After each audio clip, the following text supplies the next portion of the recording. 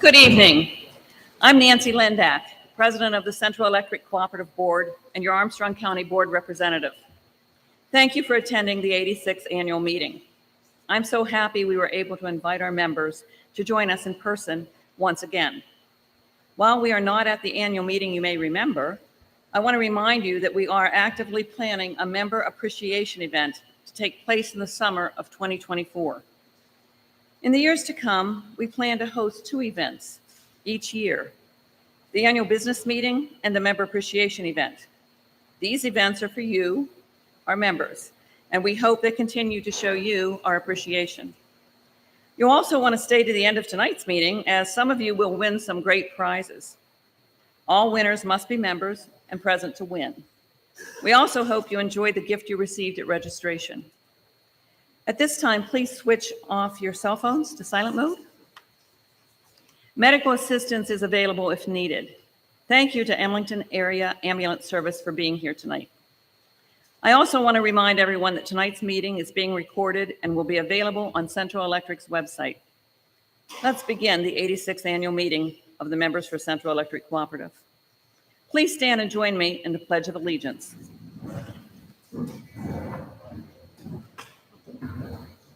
I pledge allegiance to the flag of the United States of America and to the republic for which it stands, one nation, under God, indivisible, with liberty and justice for all. Please remain standing. Sorry. Please remain standing for the singing of the national anthem by Stacy Bechtel, IT Specialist at Central Electric Cooperative.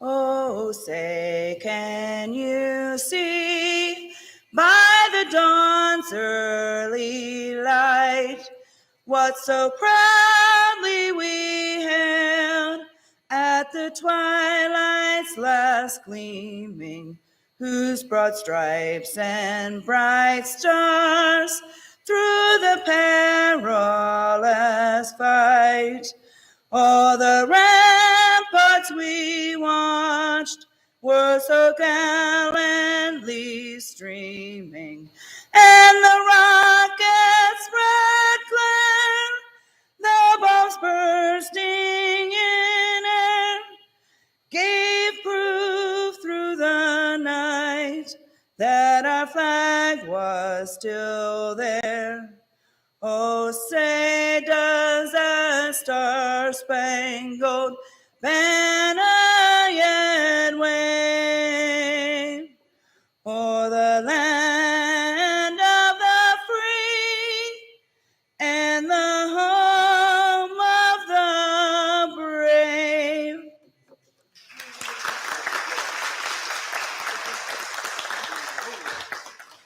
Thank you. That was beautiful. Please bow your heads as Chester Conti, Chief Financial Officer and Director of Finance and Accounting at Central Electric Cooperative, leads our invocation this evening. Following the invocation, Matt Beauchamp, CEO and General Manager, will begin our introductions.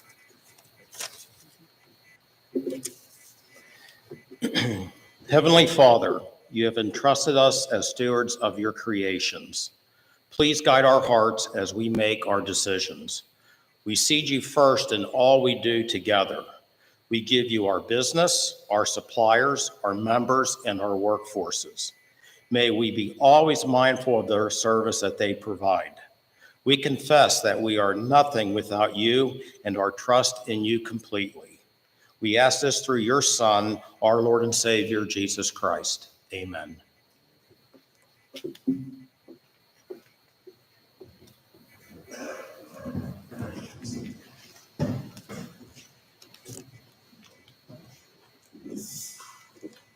Good evening, everyone. I am Matt Beauchamp, the CEO and General Manager here at Central Electric. I just realized I'm standing on a gym floor wearing black and white. I'm not a referee, so I may miss a call or two tonight, but please don't throw anything. I would like to welcome all of you to our 86th annual meeting of the members. I'd also like to thank all of you for taking the time to participate in the business of your cooperative. Your participation is a big part of the cooperative difference. Thank you. Please join me in thanking Central Electric's own Stacy Bechtel for her moving rendition of our national anthem.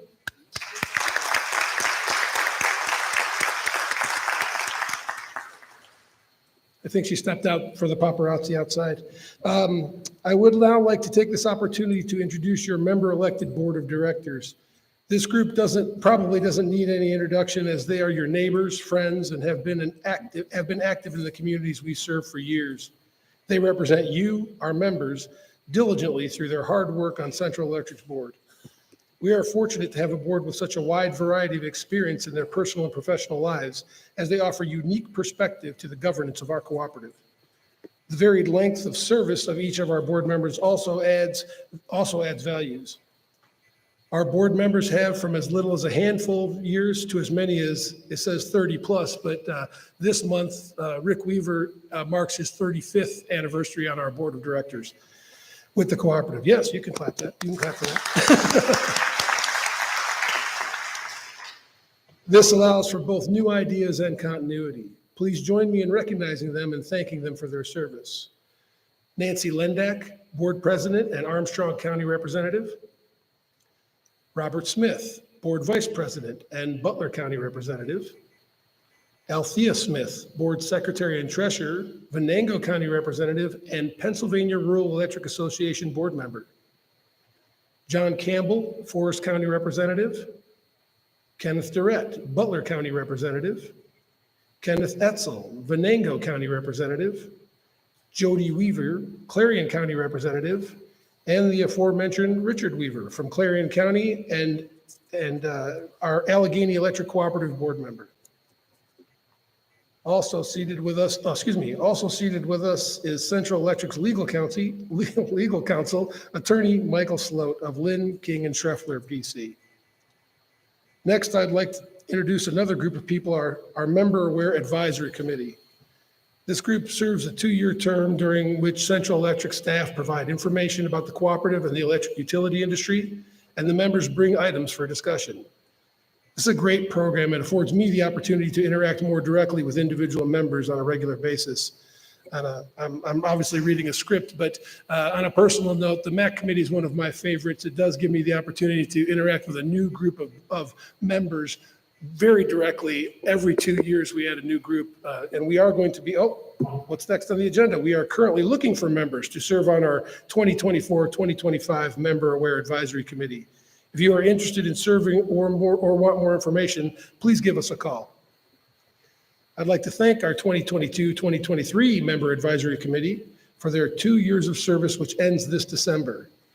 The members in attendance tonight are Bob and Patty Shoemaker, representing Armstrong County, Joseph Reed, representing Butler County, and Daniel Steele, our seasonal member. Thank you all for your participating tonight and for your participation on the MAC committee. Also joining us and helping tonight is Morgan Webb from the Pennsylvania Rural Electric Association, or PREA, and the Action Committee for Rural Electrification, or ACRE. ACRE is a bipartisan political action committee that financially assists state and federal legislators who support cooperative initiatives and rural communities like ours.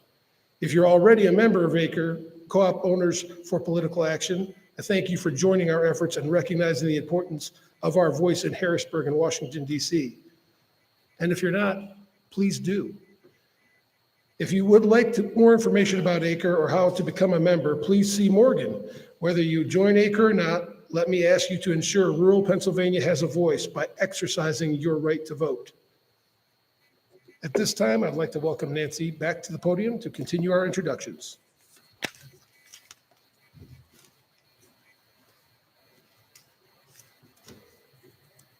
This June, Central Electric sent a local high school junior on youth tour.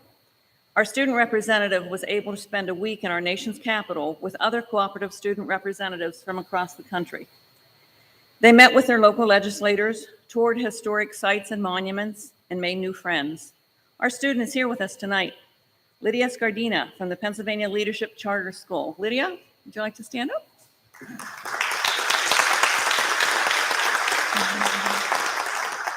And thank you for joining us tonight, Lydia. This year, Central Electric awarded 10 Good Neighbor Scholarships to students who demonstrated an exceptional level of non-paid service to their school, community, and/or church.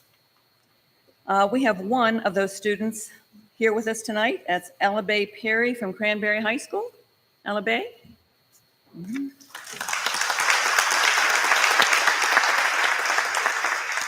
The students unable to be with us tonight are Caitlin Bauer from North Clarion High School, Ava Fermani from Armstrong High School, Anna Gribick from Clarion Area High School, Riley Henry from Franklin Area High School, Mackenzie Carnes from Cranberry Area High School, Brooke Lassinger from Seton Hill University, Shiloh Lenhart from Keystone High School, Michaela McGuire from Red Bank Valley High School, and Natalie Rebar from Franklin Regional High School.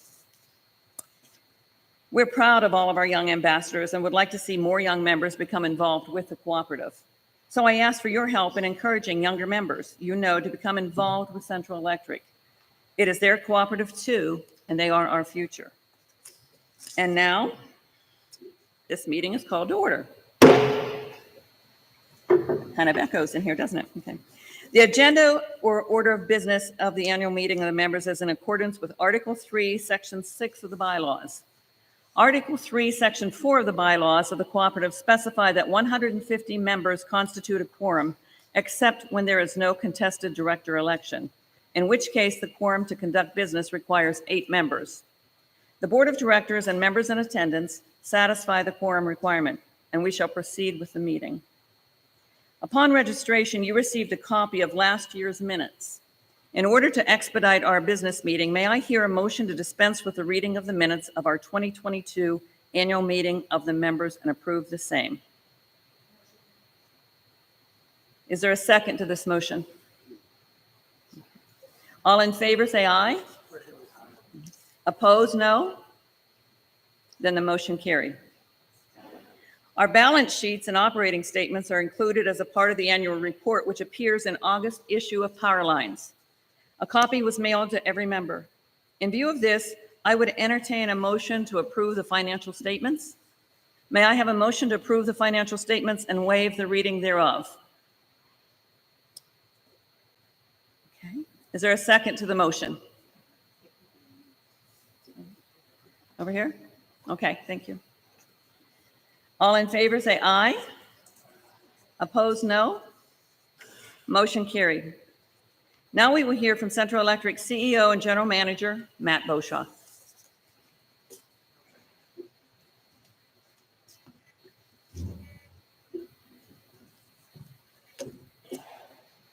Thank you again, Madam President. Let me again welcome you to the 86th annual meeting of the members. It's really great to be able to have you back in person with us, and we really appreciate after 3 years away, and we really appreciate your patience during that 3 years as we work through some very challenging times. Writing my remarks this year was a little bit more challenging than normal, and really it was because there are so many issues out there right now that you might find important, or certainly that would be interesting to you.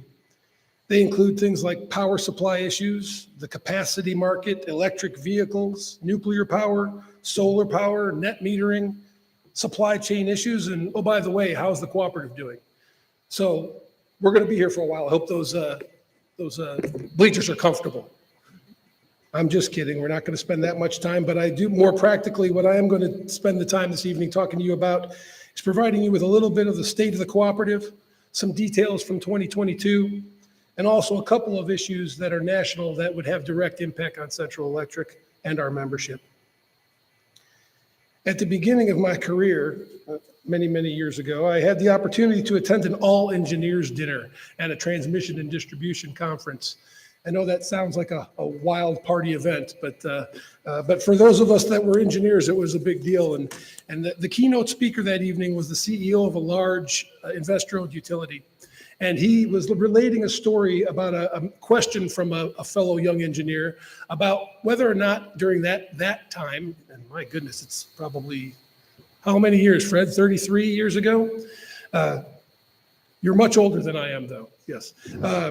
33 years ago, he was talking to a young engineer, and he was asking, during that time of great transition in the electric utility business, he asked, would this be a good time to start a career in that business?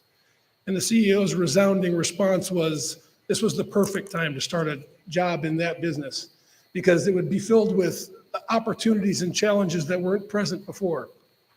I bring that story up because it's relevant today, because first, that CEO was correct.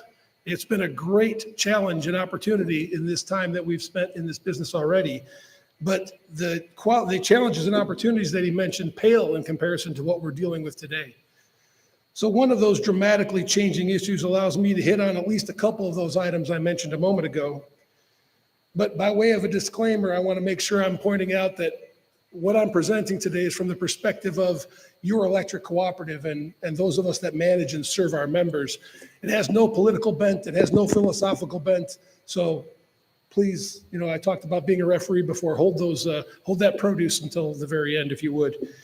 The effort to remove carbon from the environment has created issues that are both exciting and troubling from the perspective of a distribution cooperative. The increasing popularity and advocacy of electric vehicles represents potential significant growth in our area. Statistics indicate that most non-commercial electric vehicles are going to be charged at home during off-peak hours. About 85% of them, as a matter of fact. That would be perfect. It would put no stress on our equipment and no stress on the electrical grid if that was the case. That actually is the biggest reason that I believe that rural areas are uniquely positioned to implement electric vehicles. However, if charging is done at commercial charging stations, which have a much larger demand footprint, and they're done during peak hours, that could put a significant stress on the equipment on the system as well as the grid as a whole. Because there is no comprehensive energy policy in the United States, there are other issues that compound those problems that potentially exist there. And one of them is because we're electrifying the transportation sector, so we're increasing the demand, but there's some new EPA regulations that are forcing the closure of generation plants. Well, the premature closure of those plants that happen to be base load generation is going to decrease the available capacity to serve those new demand needs. The plants that are going to be closed are able to schedule their output based on the demand requirements. The renewable energy resources that are hoped to replace them can't do that scheduling, but even if they could, they are not yet online in the scale necessary to replace those plants that are closing. This is probably a good time to remind you all that we have a great relationship with our Allegheny Electric Cooperative. Rick Weaver's our board member that serves on that board for us. And that is our generation and transmission cooperative. And through them, we have ownership of a portion of the output of the Susquehanna nuclear facility, the entire Raystown hydroelectric dam, and long-term contract requirements from NYPA, the New York Power Authority, for hydroelectric power as well. All that translates to about 70% of our demand, is covered with carbon-free, schedulable resources, base load resources. It helps us to really mitigate those concerns that I mentioned about the increasing load and the demand as carbon resources are taken offline. Now, while the decarbonization of both the supply and the demand are laudable goals, the pace at which this is being required is very concerning. It's already led to capacity markets across the country not having enough capacity to serve higher demand loads.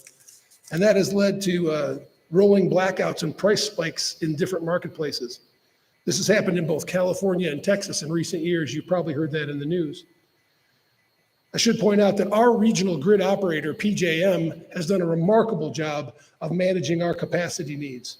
We haven't had any such rolling blackouts or huge spikes in the capacity market or in the prices of the area because they've done such a good job of maintaining that market for us.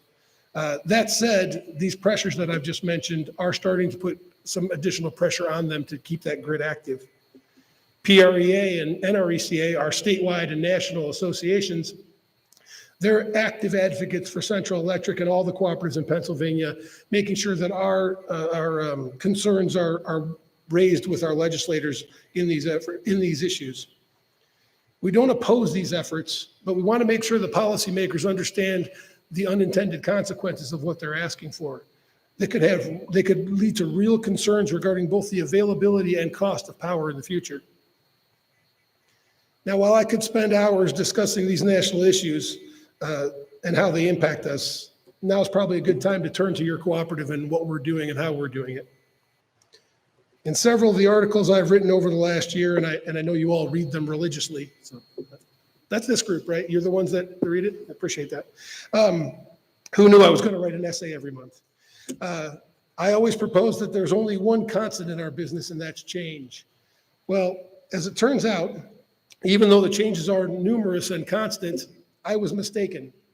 My wife's not in the room, so I can say that without her getting any points.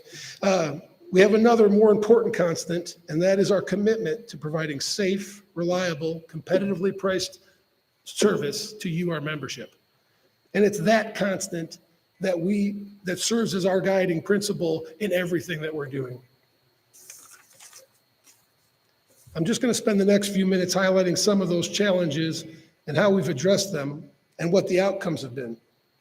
I'll start with our strategic planning process because as I'm standing on a court, it makes me think of my old high school days where my coach used to say the 5 Ps. Proper planning prevents poor performance. For those of you who played football or basketball in high school as long ago as I did, you probably recognize there's a 6th P that I took out of there, but we're in polite company, so I needed to censor myself. Our dynamic strategic planning process begins with our mission that clearly defines our singular commitment to provide this essential service to you, our membership. The process served us well in the recent years as it provided both the direction and flexibility necessary for us to navigate the challenges that we faced. We have worked through a global pandemic, supply chain issues, rising inflation, rising interest rates, increasing power supply costs, and a significant change in our workforce. Through it all, however, the safety of our employees and the communities we serve is our highest priority. As we reestablished and increased our system maintenance efforts, we placed a priority on additional training and inspections designed specifically to remind employees of all safety requirements and guard against complacency. We participated in the Rural Electric Safety Achievement Program with our national and statewide associations, providing us with feedback on the status of all of our programs and facilities. We experienced just 3 OSHA recordable incidences in 2022, and 2 of those were tick bites. I'm very happy to report that none of them were electrical contact incidents. Personal responsibility remains the focus of our entire safety program. In order to mitigate those supply chain issues, we increased our inventory in all critical materials. This served us well in 2 different ways. First, it provided us the material to be able to install new services, maintain our existing facilities, and repair those damages that happened during storm events with little to no delay. But in addition to that, we were able to purchase that material prior to some of the price increases, thus delaying the impact of those increases on you, our membership. In an effort to make up for lost time caused by pandemic restrictions, we renewed emphasis on major system improvements, and we augmented our workforce through the use of electric line contractors for the first time in over 20 years. These efforts resulted in almost 10 and a half miles of new 3-phase line being installed in 2022. We were also able to maintain our inspection and replacement programs on specific pieces of equipment, system reclosers, voltage regulators, and we were able to replace 543 poles in 2022. Our outage time in 22 was similar to that of 21 at approximately 11.75 hours per member that year. About 56% of those outages were caused by trees. I heard some conversation ahead of time where trees and wildlife are by far the largest causes of our outages. And because of that, we continued our efforts with regard to trimming trees. We hired 3 contract tree trimming crews or contractors, and they trimmed over 323 miles of line last year.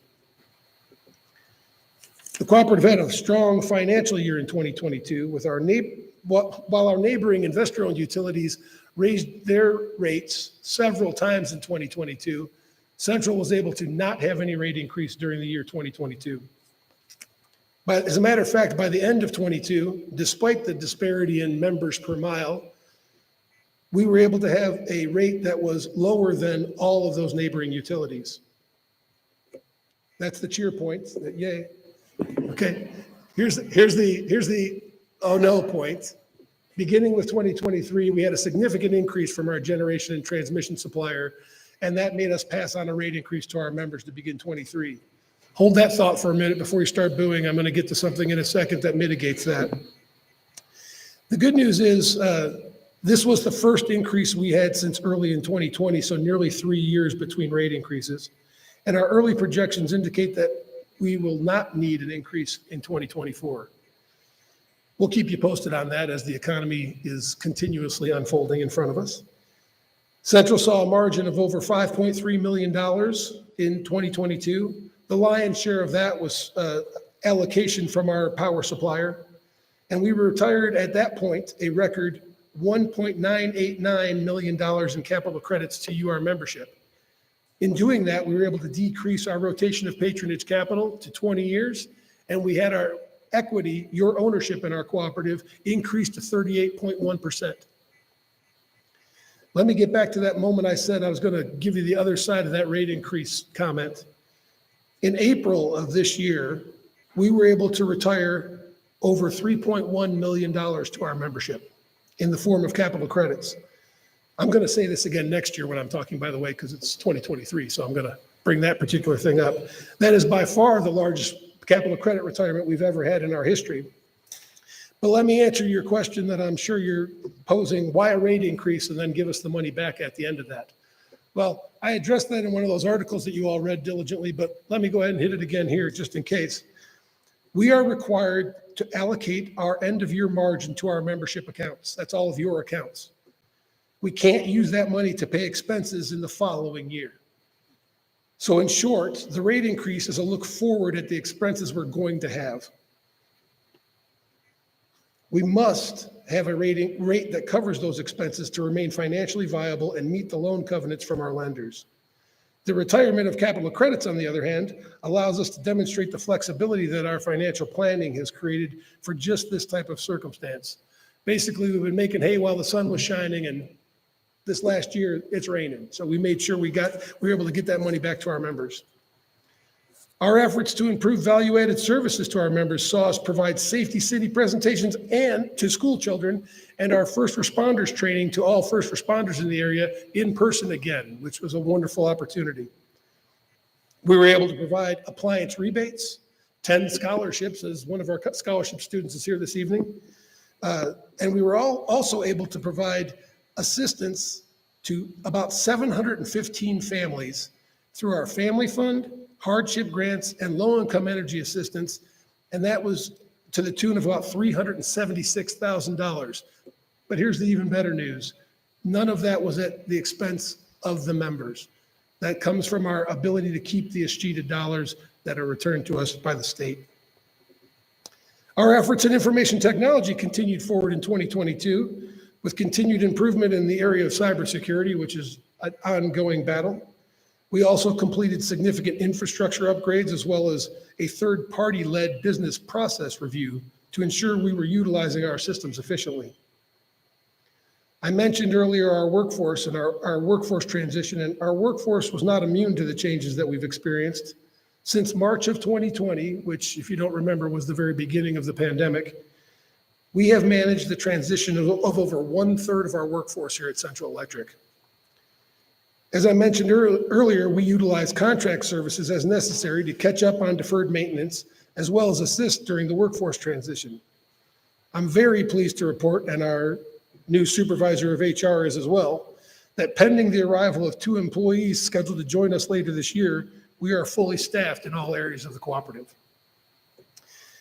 This newer employee group brings, new ideas and a renewed enthusiasm to meet our membership's needs. And as the keynote speaker I mentioned earlier in my story suggested, this is a great time for them to begin their careers with us. In closing, I'd like to thank our employees for their ongoing efforts that have been so demonstrably successful this last year. I also need to thank our board of directors, your representatives at the cooperatives for their continued direction, support, and engagement on your behalf. They truly keep us focused on that singular constant of providing an essential service safely to you. And lastly, and most importantly, I want to thank all of you on behalf of your entire employee group for your continued support in providing us with the resources necessary to serve you. And I think I'm actually next up. Yes, I am. Members were asked to submit any questions seeking a response at tonight's meeting in advance through June and July's issues of Powerline newsletter and on Central Electric's website. I've got a few of them here that I'm going to respond to. And then after that, we have I'll wait to mention that. A number of the questions that we received are specific to individual members, so we had individual staff members reach back out and answer their questions. Those that are more general, I'm going to answer right now. The first is, and I've kind of touched on this one, but how many employees does CEC currently employ, and how many vacancies do we currently have on your lineman crew? Well, the number of people that we employ at any given time has a range. It bounces around as people retire, and we're trying to hire people in advance of their retirement. But right this minute, we have 71 employees, and with those 2 that are arriving, we'll be at 73. And as I mentioned, with those 2, we'll be fully staffed. So we have no vacancies at this point on our line department. I'm sorry, and that question I should probably have mentioned was submitted by Mitzi Alden. And the next one is a rate. Did everybody see that, or was it just me? Okay. The question is there a plan to implement time of day meters whereby off-peak usage has a reduced rate? And then a follow-up to that is, do you intend to reduce rate for households that have electric vehicles? Well, that can be a fairly complicated answer, but as a not-for-profit cooperative, our rates are not conducive to a discount for time of use rates. The rate would likely have to be a component that increased the rate for peak usage rather than decreased it for off-peak. We do not plan to implement such a rate at this time. And our plan for an EV rate, and this is subject to, of course, your board of directors approval, would be to offer a voluntary demand side management load control rate as we do with hot water heaters and electric heating systems now. The next question is, oh, I'm sorry. Let me go back real quickly. That was submitted by Deborah Earhart. This one is submitted by, and if you're here and I'm pronouncing your name badly, I'm sorry, from John Mataschik, I believe. Why does Central Electric charge more money for camp owners? We refer to those as seasonal accounts.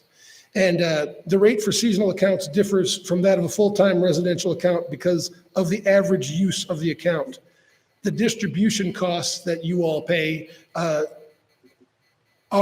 a fixed amount, whether you use any kilowatt hours or not. So when you're a seasonal account and you use fewer kilowatt hours, if you were charged at the same rate as a residential account, you are actually being subsidized by those residential accounts. So that's the reason we have that rate be higher, so that you as a seasonal member would be covering your portion of the distribution costs without being subsidized. Let's see. And now our next one is, will the co-op adopt virtual net metering for solar? And will the 25 kW limit for solar installations be raised once the new lines come through? I'm not certain what the new lines, this was submitted by Mr. William Corbett. I'm not sure what the new lines he's referring to are, but we are in the process of changing our net metering policy from what we've had since the beginning of it to a more fair distribution or fair recognition of what the excess generation that's being put on the system, its value is. So effectively what we're going to be doing moving forward is any generation that is pushed onto our system, whoever does that will be paid the avoided cost from our generator, which is the true value of that generation asset.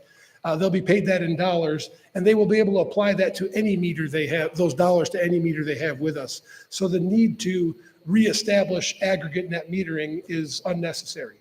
The second question to that is the 25 kV or kW solar limit. We won't be raising that because it's not based on the size of the equipment that we have out there or the lines that exist. The original legislation that, and I should point out, the legislation that enacted net metering in the Commonwealth does not include cooperatives. We have voluntarily participated with net metering because we think it's a valuable resource for the cooperative, for the Commonwealth to have, but we have not been required to do so. But that initial legislation that was passed was intended to have people install solar facilities or other renewable facilities that would offset their electric usage, not to generate large sums of kilowatt hours and stick them onto the system and become an independent power producer. So our cap on that is based on those sizing of the existing facilities. So we won't be changing that. Let's see. The next one is more of a comment than a question. The question is member owned with a question mark, comes from a Joanne Stewart. I think most of us preferred and still would prefer a joint meeting. And that is referring to our business meeting tonight being separated from the member appreciation event that Nancy referred to earlier in her remarks. We actually did perform a fairly comprehensive member survey and asked that question of our members. So we didn't just do this in a vacuum, but we felt the best time to make a potential change like this was coming out of 3 years of no member participation at all. We wanted to give the ability to work our way into this. So we're certainly hopeful that the new format will be something that our membership will enjoy. And but certainly we did reach out to you all to try to find out what your preferences were before we made a change like this. Our board takes that very seriously.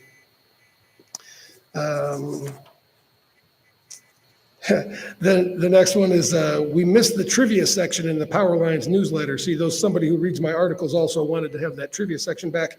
That comes to us from Eric Mann. My comment simply is that we appreciate that feedback and we'll consider bringing it back in one form or another in the future. And then the last question we have is, and I've been getting this a lot lately because you've been hearing these advertisements on the radio, what are peak hours, and in parentheses times as well. Peak hours are exactly as the word describes. They are the times when the most energy is being consumed by everyone out there using energy. So they literally are the peak demand on our system. And it's the highest that they are on any given day. The actual hours of those are less easy to define. That time moves around based on the time of year, based on the weather. So typically speaking in our area, that time is usually late afternoon, early evening when both businesses and residences are using the most power at the same time when it happens to be particularly hot in those time frames. So those are usually our peak hours, but that does vary from time to time. Those are the last of the questions and comments that were submitted in advance. For those members who chose not to submit questions in advance, a microphone has been placed in front of the bleachers so all of you may hear your question, so all may hear your question, and each person would have 2 minutes to ask any questions they would have, and a response of equal time will be given. So at this point, if anyone has any questions for the cooperative, we'd be happy to take those. If you have them, please, I ask you to step up to the microphone.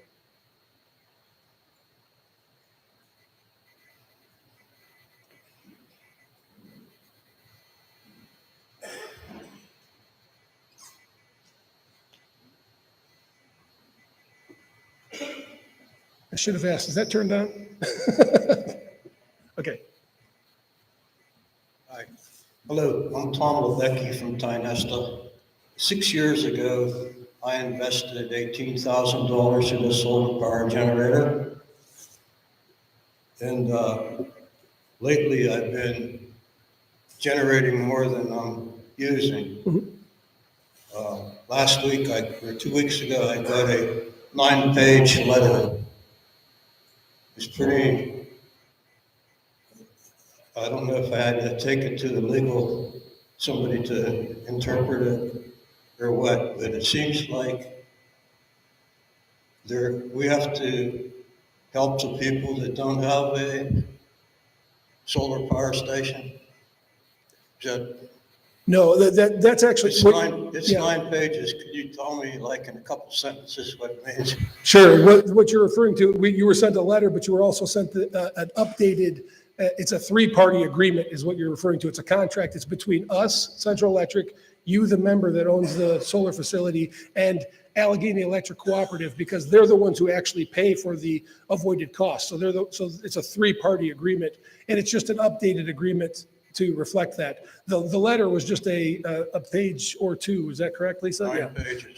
Well, the 9 pages were were the contract that I'm referring to. So that's what that was. And the contract is simply to allow for Is that a legal document? the contract. Is that a legal document? I'm sorry, did you say a legal document? Pardon me? Did you say a legal document? I can understand. I'm sorry, did you say a legal document? Is it a legal document? Okay. Should I take it to my lawyer to interpret it?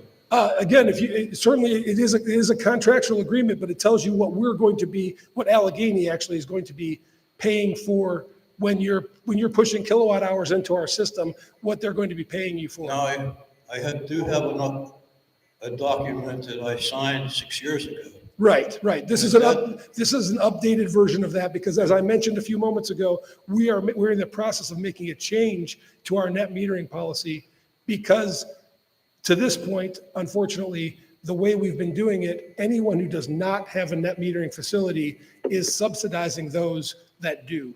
Because, as I mentioned with regard to the seasonal account, when you're not using any kilowatt hours or you're exceeding or you're pushing kilowatt hours to us, there's still the distribution cost that exists just because you have lines to your home. I can't understand why I should pay for somebody that wasn't smart enough to get a solar system. Well, sir, I'm sorry, you're not paying for them. They're paying for you is what I'm saying. So we'd be happy to take this question offline and talk to you specifically about it if you want to reach out to our office.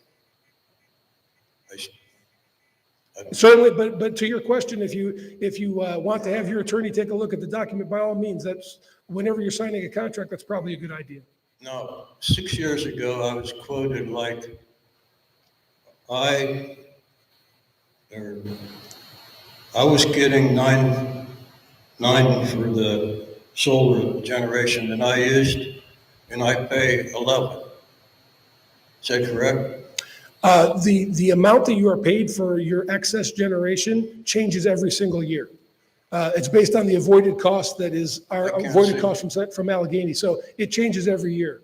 I can't see where it changed at all until now. And what's the change? What is? The change is we're paying you for the excess generation you're putting on the system at the avoided cost. We're not allowing for you to offset kilowatt hours with kilowatt hours. So we're effectively recovering the distribution costs because those exist whether you use kilowatt hours or not. So right now I'm generating more than I'm using.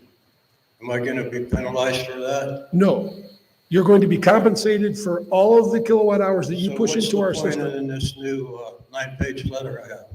Again, it's a fairly complex subject, and I'd be happy to have this discussion so that I can better explain it to you. Because again, most of the folks here don't have solar facilities; they're not experiencing this. But effectively, you are currently receiving a retail net metering, and what you will be receiving is the value of the excess power that you're pushing into the system.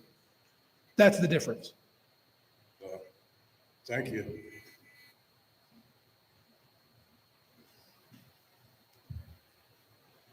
Any other questions, sir?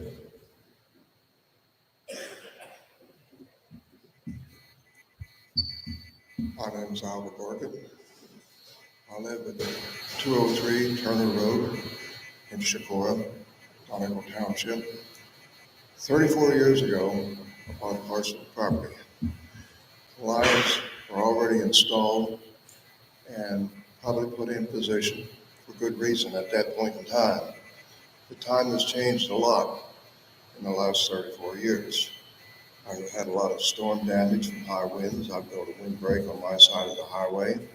But the problem is the transmission line coming down the road toward my place is on the west side of the road.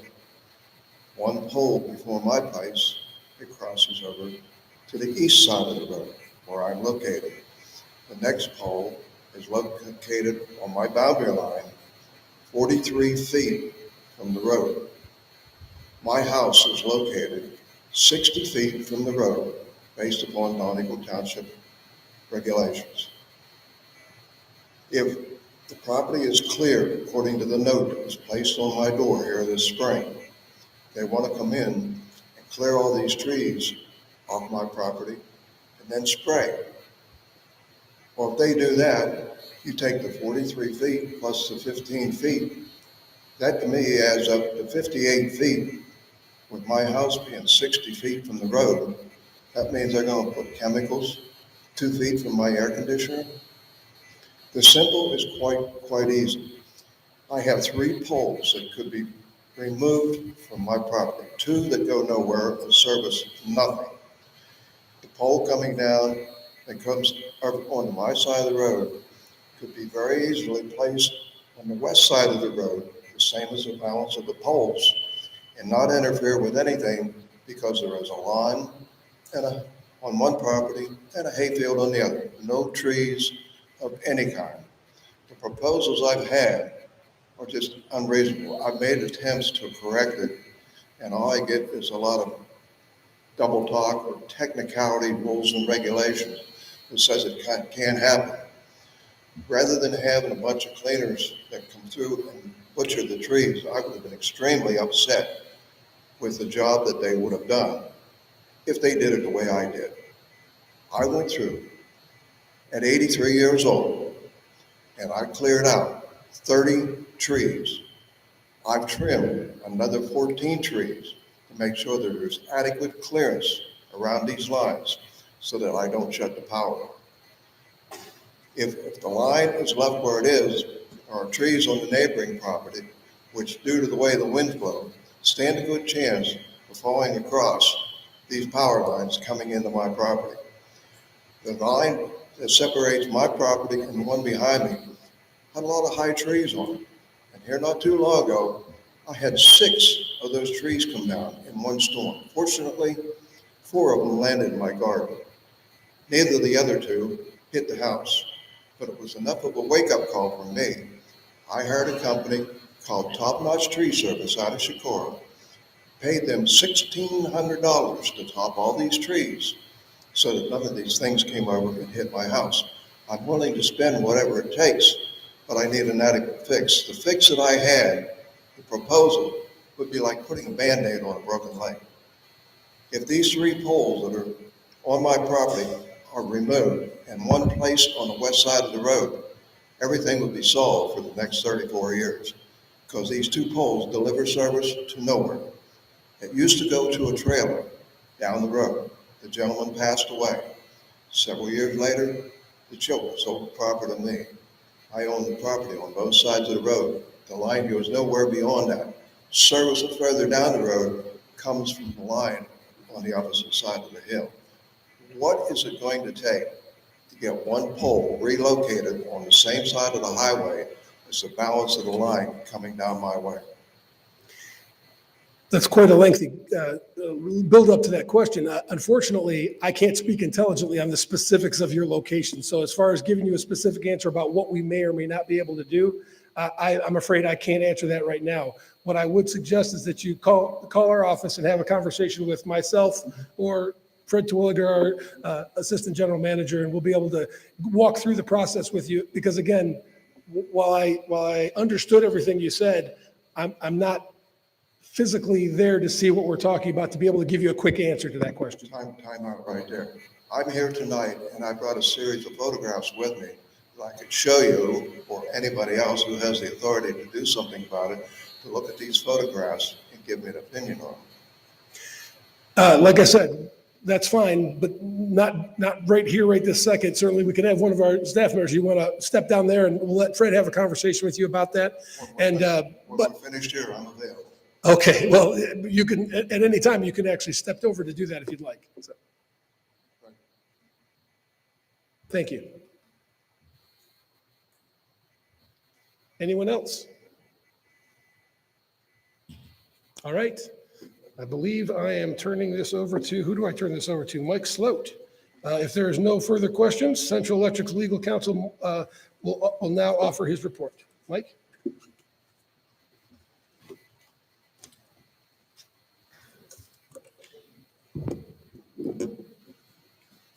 An affidavit by the cooperative secretary affirms that the notice of the time and place of the annual meeting was mailed to each cooperative member as the member's address appears on the cooperative records. The affidavit, as well as a copy of the notice, are to be attached to the minutes of this meeting. In accordance with Pennsylvania's Electric Cooperative Law of 1990, electric cooperatives are managed by a board of directors. As required by its bylaws, Central Electric's board consists of 8 directors. Each director's seat is derived from districts created from the counties served by the cooperative. Each director's seat is a term of 4 years, and each year 2 director seats are up for election.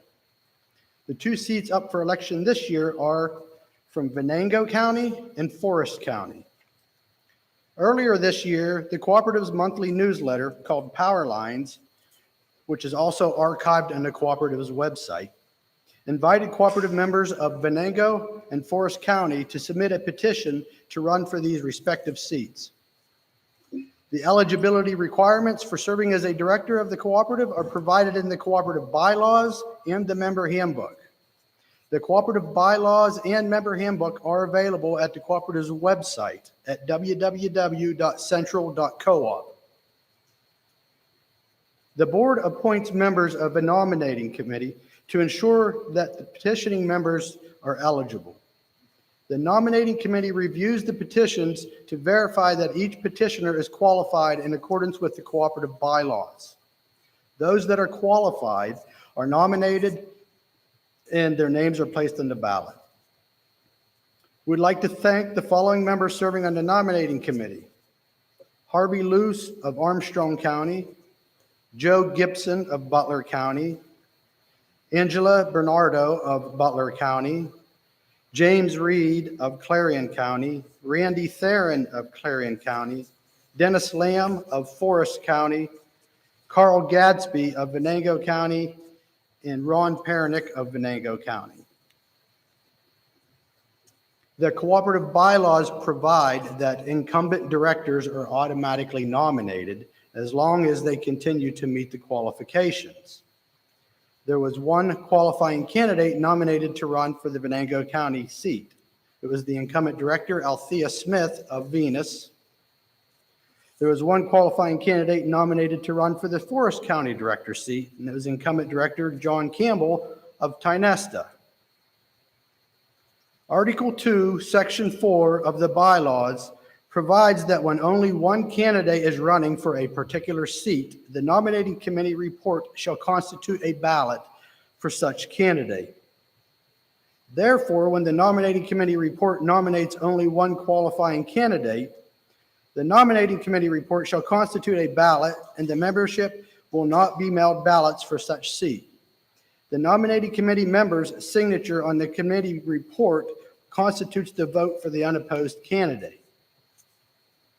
Additionally, a recent update to the cooperative bylaw provides that when there are no contested director elections, a quorum for conducting business at an annual meeting shall only require a minimum of 8 members. Both candidates running this year are unopposed. Therefore, consistent with the cooperative bylaws and the nominating committee report, Althea Smith has been reelected for the Venango County director seat, and John Campbell has been reelected for the Forest County director seat. They're both right over here. Congratulations.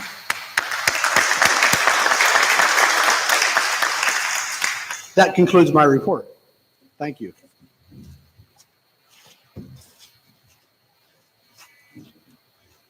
Thank you, Mike. Congratulations, Althea and John. I'm happy to have you both serve again, another term.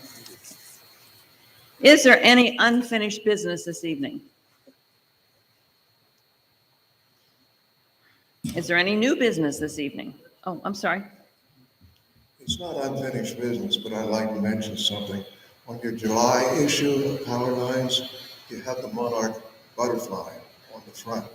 Mm-hmm. And I have on my property a bunch of milkweed. And I don't know if everybody is familiar with what milkweed are Yes. and the necessity they are for the monarch butterfly. I even had to put orange fencing around them to keep the township from mowing them off. But congratulations on the monarchs. Yes, thank you. My birthday is Earth Day, and I pass out milkweed seeds for my birthday, so I'm very familiar with that. And we have discussed that here, so thank you. Is there any new business this evening? Being there's no unfinished business nor new business, let us continue. Door prizes were announced to encourage attendance at the annual meeting. The winners of the 6 bill credits for $50 and the $100 bill credit will be announced following the adjournment of this meeting by Nikki Staley. If there's no further business or discussion, I declare the 86th annual meeting of Central Electric Cooperative adjourned. Okay, Nikki?